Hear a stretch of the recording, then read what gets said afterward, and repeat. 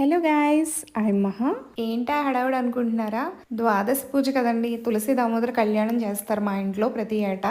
కార్తీక మాసం ప్రతిరోజు విశేషంగానే ఉంటుంది. విష్ణుమూర్తి యోగ నిద్ర నుంచి లేచి తులసమ్మ దగ్గరికి వెళ్తారు. అప్పుడు వాళ్ళిద్దరికి కళ్యాణం జరుగుతుంది.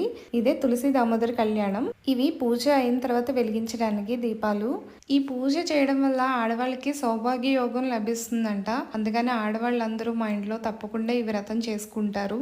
వ్రతం చేసేటప్పుడు లక్ష్మీదేవిది విష్ణుమూర్తిది ఉన్న ఫోటో కూడా పెట్టుకోవచ్చు. కానీ నేను ఎప్పుడు కృష్ణుడిని పెట్టే పూజించాను. అందుకని ఇప్పుడు కూడా కృష్ణుడిని పెట్టే పూజించుకుంటున్నాను. మొదట దీపానికి పూజ చేసుకోవాలి. అందుకని దీపం పూజ చేసుకుంటున్నాము. కార్తీక మాసంలో ఏకాదశి అంతా ఉపవాసం ఉండి ద్వాదశి రోజు ఈ పూజ చేసుకుంటారు. కానీ నేను ఉపవాసాల బ్యాచ్ కాదు. అందుకని నేను తినేసే పూజ చేసుకుంటాను. ఉపవాసం ఉండి చేసుకుంటే ఇంకా